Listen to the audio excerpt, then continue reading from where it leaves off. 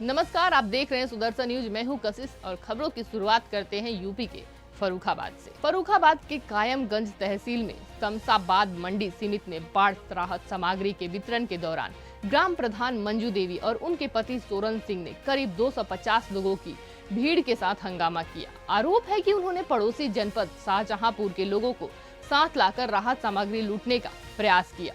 लेखपाल सुधीर पाठक की शिकायत पर दोनों के खिलाफ मुकदमा दर्ज किया गया है। एडीएम अरुण कुमार ने बताया कि सूची में दर्ज की गई लोग अपात्र पाए गए हैं। मामले की जांच जारी है और दोषियों पर कड़ी कार्रवाई की जाएगी। ग्राम पंचायत बसोला के ग्राम प्रधान ने जबरदस्ती बाढ़ सामग्री लेने का प्रयास किया था, क्या कार्रवाई की गई? देखिए, ये जानकारी प्राप्त हुई कि नगला बसोला ग्राम प्रधान हमारा जो कायमगंज में शमशाबाद मंडी में वितरण स्थल हम लोगों ने बनाया है। जो बाढ़ प्रभावित क्षेत्र के लोग थे उनको वहाँ पे पूरा सर्वे करने के बाद और उनकी पूरी लिस्ट तैयार करने के बाद सत्यापन कराते हुए उनको वितरण कराया जा रहा था। जानकारी में आया कि नगला बसोला के प्रधानपति द्वारा अनायास दबाव बनाते हुए जिन लोगों का सत्यापन नहीं हुआ, ये जो सत्यापन लिस्ट में नहीं था, उन लोगों को जबरदस्ती खाद्यान्न या राहत किट वितरण करने के लिए दबाव बनाते हुए उनको देने का प्रयास किया गया, जिसके संबंध में संबंधित लेखपाल द्वारा विधिक कार्रवाई करते हुए एक एफआईआर दर्ज कराई गई। उसकी जांच कराते हुए जो भी इसमें दोषी पाया जाएगा उसे खिलाफ कार्रवाई। लोग अपने जनपद के नहीं थे, यहाँ पर भी ऐसी जानकारी प्राप्त हो रही है, लेकिन ये जांच का विषय है और जांच में जो भी दोषी होगा और इस प्रकार का तथ्य अगर सत्यापित होता है तो निश्चित रूप से कार्रवाई की जाएगी। यूपी के आजमगढ़ के कोयलसा ब्लॉक स्थित प्राथमिक विद्यालय मंगरूपुर में स्वतंत्रता दिवस समारोह के दौरान सपा का प्रचार गीत बजाने और बच्चों से डांस कराने का मामला तूल पकड़ गया है। वायरल वीडियो में सहायक शिक्षक सुनील यादव बच्चों को डांस के लिए प्रेरित करते दिखे। शिकायत पर बीएसए ने शिक्षक को तत्काल निलंबित किया और जांच के बाद खंड शिक्षा अधिकारी की तहरीर पर पुलिस ने बीएनएस की धारा के तहत मुकदमा दर्ज कर लिया है। भाजपा जिलाध्यक्ष ने इस कृत्य को राष्ट्र गौरव के खिलाफ बताया और कड़ी कार्रवाई की मांग की है। देखिए, खंड शिक्षा अधिकारी कोयलसा के द्वारा एक तहरीर दी गई है जिसमें एक सुनील कुमार यादव है जो सहायक अध्यापक है और इनके द्वारा 15 अगस्त के कार्यक्रम के दौरान एक राजनीतिक उसको लेकर कुछ गाने बजाए गए थे और उसमें स्कूल के बच्चे और इनके द्वारा इसमें डांस किया जा रहा है।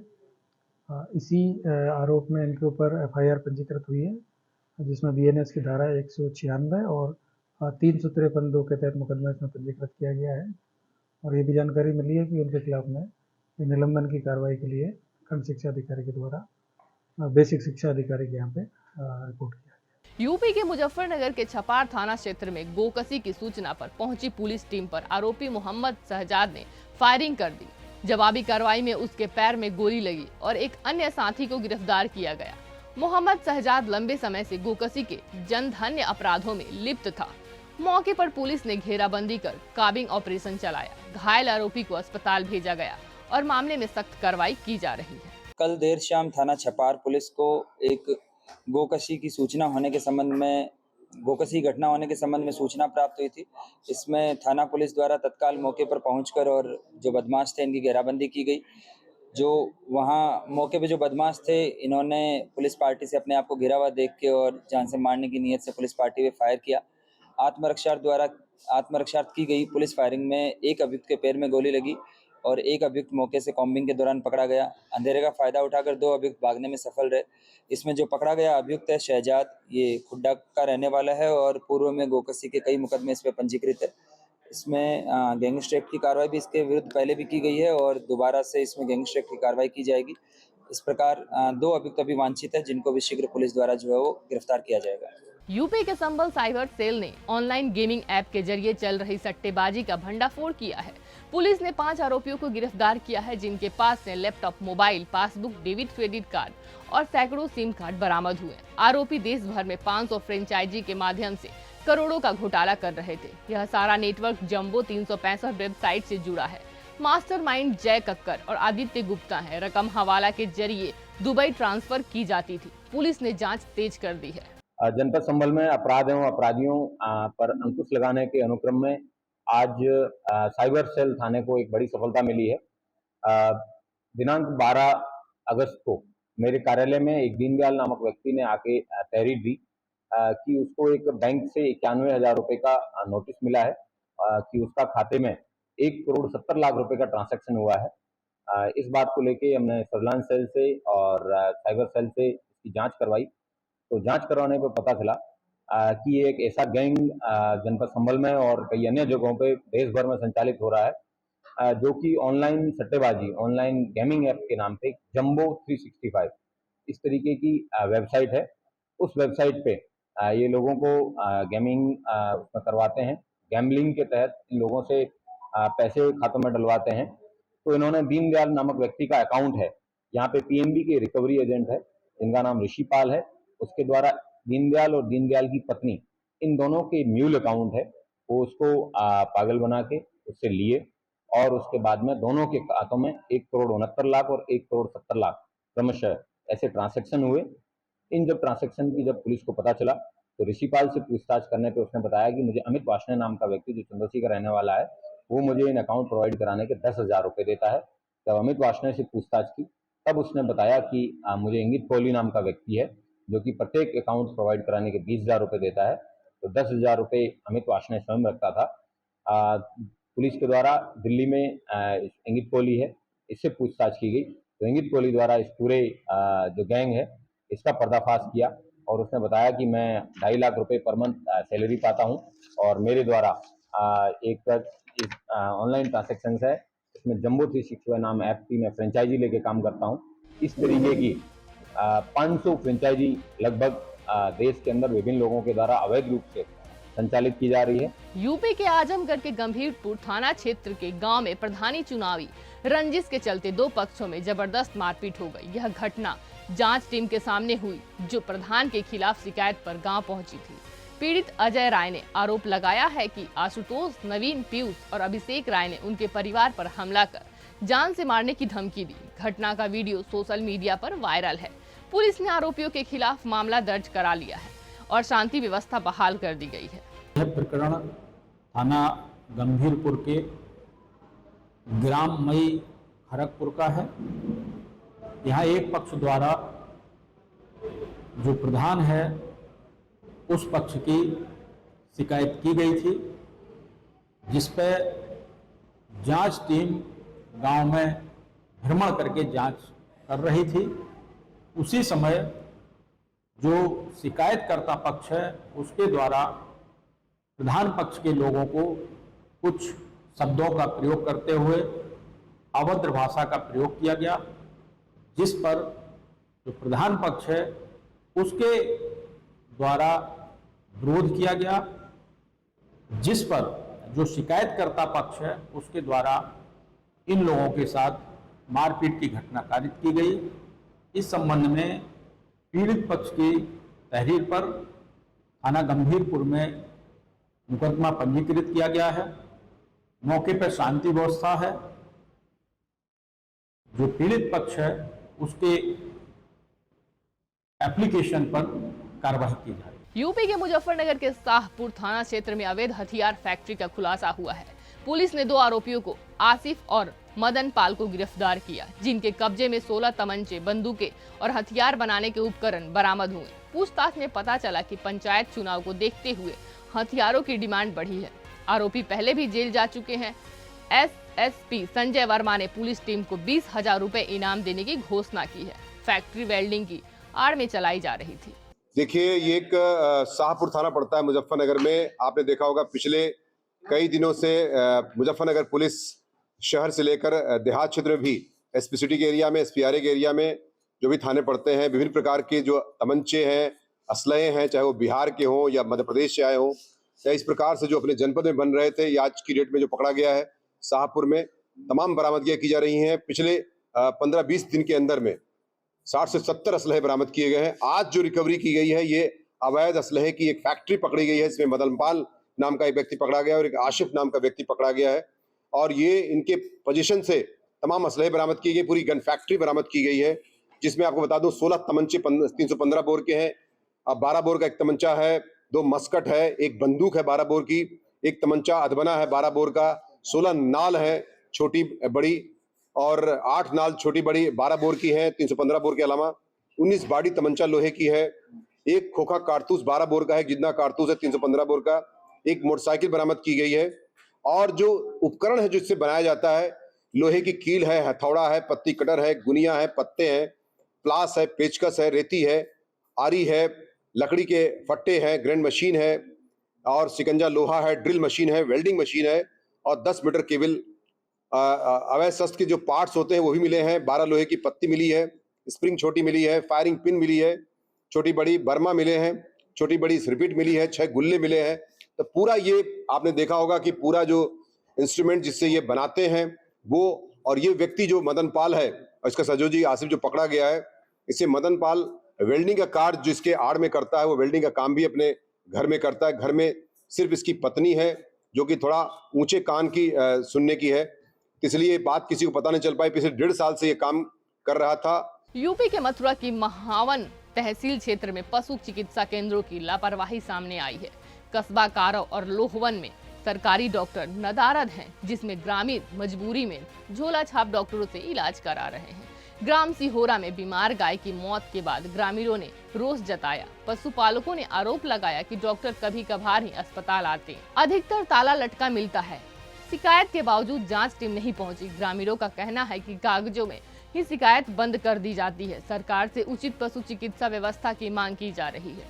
कहाँ खड़े हो इस समय आप? शिवरा में। आप यहीं के निवासी हैं? जी। कब से रह रहे हैं शिवरा में? जन्म ही शिवरे में है। पशु पालन करते हैं? हाँ हाँ। कितनी भैंसें हैं आपके घर? आते हैं 2-3। तो जब आपकी भैंसें बीमार वगैरह पड़ती हैं, उसमें टीकाकरण होते हैं, इस ऐसी स्थिति में आप कहाँ जाते हैं भैंसों के लेकर के? झोला छाप डॉक्टर ने पास। झोला छाप और डॉक्टरों का क्यों सहारा लेते हो आप? क्योंकि वो अनट्रेंड होते हैं। इस प्रकार आप सरकारी डॉक्टरों का उपयोग नहीं करते? सरकारी डॉक्टर पता चलते हैं, मिलते ही ना, जाए तो खबर करें तो बात मिलते ही ना, बोलते हैं आ जाएंगे और पता चले कोई ना आवे। यहाँ पर कौन तैनात है, नाम जानते हैं आप? नहीं तो नाम नहीं जानते? नहीं, डॉक्टर साहब का नाम नहीं जानते। आज तक आपने डॉक्टर ही नहीं देखे? देखा ही नहीं है हमें, तो यही पता नहीं है कितने वर्षों से यहाँ चिकित्सालय है, और जाते हैं बताते हैं कोई लोवन में है, कोई कारम में है। देखिए, जो किसानों ने हमें बताया, जो पशुपालक हैं, उनके यहाँ किसी प्रकार के डॉक्टरों की कोई सुविधा नहीं है। सरकारी योजनाओं पे पलीता लगाया जा रहा है। डॉक्टर जो है अपने खानापूर्ति करते हैं, चिकित्सालयों पर ताला लगा रहता है और इस तरीके से इन्हें हजारों रुपए का खामियाजा भुगतना पड़ता है। यह कहीं न कहीं लापरवाही है और शासन प्रशासन इस मामले में मूक है। और इससे पहले हम जान लेते हैं, ये चाचा, ये जो मामला आप बता रहे हैं कि यहाँ डॉक्टर नहीं आते, ये कितनी % सही है? आती नहीं है। 100% है वो है। यहाँ हमारे पड़ोस में कल ले आए माँ के टोकसाना के झोला छाप 1100 रुपया ले गए। अब बहुत तो सही नहीं है।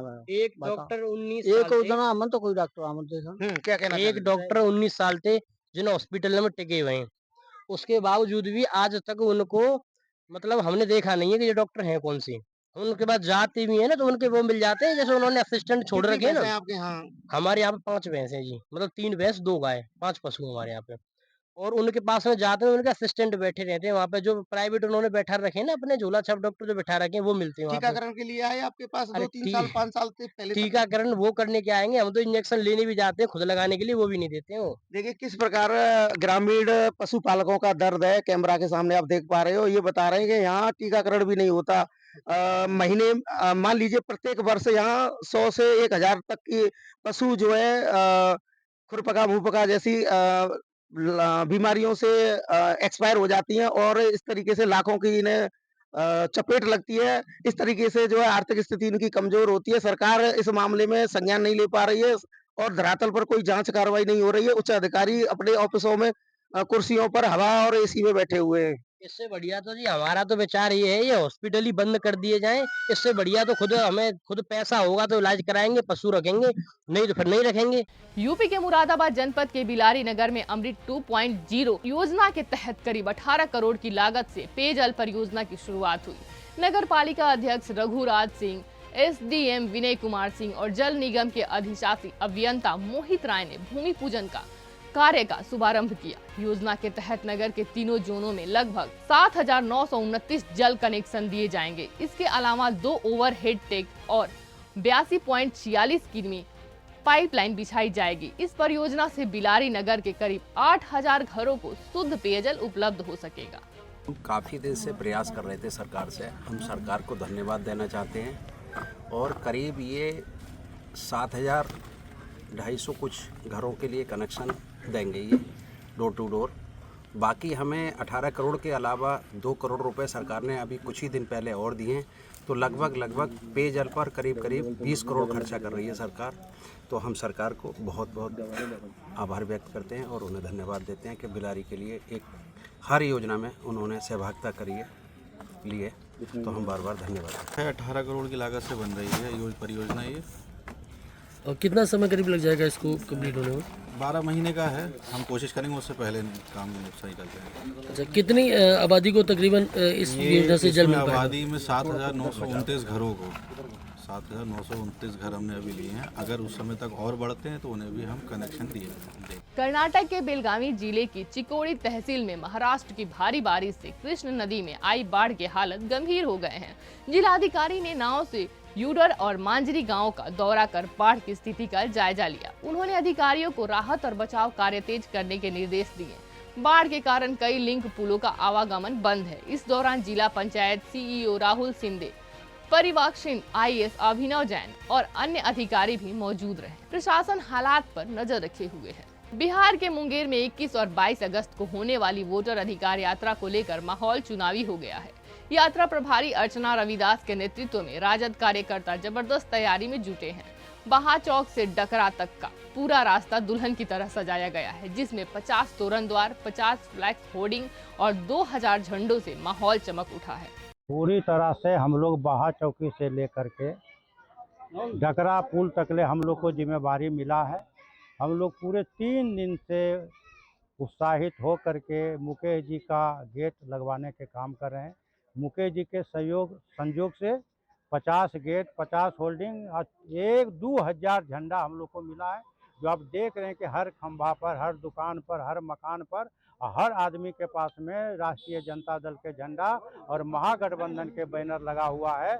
और पूरे जोश खरोश से, खास करके युवा में इतना उत्साह है माने मोदी सरकार के खिलाफ कि हम लोग महागठबंधन के साथ रहेंगे और जो वोट का चोरी कर रहे हैं चुनाव आयोग, उसका हम लोग मुंह तोड़ जवाब देंगे। आप देखे होंगे कि चुनाव आयोग के निर्देश आ गया, जो हम लोग के मांग था कि आधार कार्ड से जोड़िए, और आधार कार्ड से आज लागू किया कि जिनका छटा गया वोट उसमें आधार कार्ड जोड़ करके उसको वोटर में फिर नाम दे जोड़ा जाएगा। राहुल गांधी और तेजस्वी यादव जी के वोटर पदयात्रा अधिकार के लिए जागरूकता अभियान चला रहे हैं और उनकी जीत के लिए हम लोग अथक प्रयास कर रहे हैं इस रैली को सफल बनाने के लिए। और हम लोग आपस में सभी कार्यकर्ताओं और जनता, किसान भाइयों और महिलाओं को जागरूक कर रहे हैं कि आप लोग अपना मताधिकार के प्रयोग के लिए खुलकर सामने आइए। आपका वोटर लिस्ट में नाम है कि नहीं, ये सब पता करिए। और तेजस्वी जी का जो माँ बहन योजना है उसका लाभ उठाइए, उनकी सरकार बनाइए। वृद्धा पेंशन 1500 करने के लिए है। हमारे नीतीश सरकार, तेजस्वी जी जो लागू करते हैं आगे बढ़ाने के लिए, उनको कुछ लागू सरकार है लागू करते हैं। और हमारे युवा सरकार है, युवाओं के लिए काम करेंगे। मध्य प्रदेश के भोपाल में आयोजित राज्य स्तरीय संपूर्णता अभियान सम्मान समारोह में मुख्यमंत्री मोहन यादव ने धार कलेक्टर प्रियंका मिश्रा को संपूर्णता अभियान सम्मान और स्वर्ण पदक प्रदान किया। यह सम्मान धार जिले में शासन की योजना के प्रभावी क्रियान्वयन और उल्लेखनीय उपलब्धियों के लिए दिया गया। मुख्यमंत्री ने कहा कि संपूर्णता अभियान जन जन तक योजनाएं पहुंचाने का सशक्त माध्यम बन चुका है और धार का प्रदर्शन पूरे प्रदेश के लिए प्रेरणा है। समारोह में मौजूद अतिथियों ने कलेक्टर प्रियंका मिश्र को इस महत्वपूर्ण उपलब्धि पर बधाई दी। मध्य प्रदेश के गंज बासोदा में DAP खाद की कमी और फसल बीमा राशि न मिलने से नाराज कांग्रेस कार्यकर्ताओं ने पूर्व विधायक निशंक जैन के नेतृत्व में SDM कार्यालय का घेराव किया। कांग्रेसियों ने सिर पर कंडे रखकर अनोखा विरोध जताया और मुख्यमंत्री के नाम ज्ञापन सौंपा। ज्ञापन में किसानों को खाद उपलब्ध कराने, फसल बीमा राशि दिलाने और कालाबाजारी रोकने की मांग की गई। कांग्रेस जिला अध्यक्ष मोहित रघुवंशी ने चेतावनी दी कि यदि जल्द कार्रवाई नहीं हुई तो विदिशा आगमन पर केंद्रीय कृषि मंत्री का विरोध किया जाएगा। सैकड़ों कार्यकर्ता इस प्रदर्शन में शामिल हुए। मैं आपको बताना चाहता हूं कि ये सरकार वो सरकार है जो किसानों को आय दुगनी करने की बात करती है। आज किसान कर्ज में डूब रहे हैं, आत्महत्या कर रहे हैं। सम्मान निधि के नाम पर 2000 रुपए देकर करोड़ों रुपए सिर्फ अपनी एडवर्टाइजिंग पे खर्च करते हैं। बीमा के नाम पर धोखा है। दो जो इनकी बीमा कंपनी है, सिर्फ उनको लाभ देने के लिए उन्होंने एक एजेंसी खोल रखी है। चारों तरफ भ्रष्टाचार है। किसान इससे परेशान है, आम आदमी परेशान है। महंगाई हो चाहे किसी तरीके का, किसानों को यूरिया नहीं मिल रहा, दवाइयों की महंगाई, जीएसटी हो, सब तरफ से किसानों पर जीएसटी माफ होना चाहिए और किसानों का जो भी लागत लगती है उन पर सब पे टैक्स फ्री होना चाहिए। हमारी मांगे हैं और अति शीघ्र अगर शिवराज सिंह ने इस पर गौर नहीं किया, जिला कांग्रेस कमेटी द्वारा उनको काले झंडे दिखाए जाएंगे। विदिशा में जब भी पहुंचेंगे तो कलेक्ट्रेट का घेराव किया जाएगा आने वाले समय में। मध्य प्रदेश के सीधी जिले में महिला बाल विकास विभाग की बड़ी लापरवाही उजागर हुई है। जनपद पंचायत कुसमी के मडवास मझौली क्षेत्र में सुदर्शन न्यूज टीम के निरीक्षण में कई आंगनबाड़ी केंद्र बंद मिले और जहां खुले थे वहां न कार्यकर्ता थी न ही बच्चे। विभाग द्वारा संचालित इन केंद्रों में बिजली, पानी और शौचालय जैसी मूलभूत सुविधाएं तक नहीं है। नौनिहाल की शिक्षा और पोषण सिर्फ कागजों तक सीमित है। अब सवाल है कि क्या महिला बाल विकास विभाग इस लापरवाही पर कोई ठोस कार्रवाई करेगा या मामला यूं ही दबा रहेगा। मास्टर कुछ ऐसे हैं सर, कुछ राजनीति में उतारू हो गए हैं, पढ़ाई लिखाई कम करते हैं, यहाँ बच्चे को कम पढ़ाते लिखाते हैं। ये कारण से वो अपना राजनीति देखते हैं, स्कूल को नहीं देखते हैं। कारण से तो बंद है। कई देर की हम लोग खुद देखने आए तो बंद देखें, स्कूल में बच्चों भी नहीं आते हैं। जी यह कारण से आप लोगों को भी हम सूचित किया कि भाई आप वहाँ पंचायत, ये प्राथमिक स्कूल है ना? प्राथमिक स्कूल है, आप आए हैं तो थोड़ा आप भी हमारा मदद कर दीजिए। फिलहाल के लिए इतना ही। देश और दुनिया की तमाम खबरों को देखने के लिए बने रहिए सुदर्शन न्यूज के साथ। नमस्कार।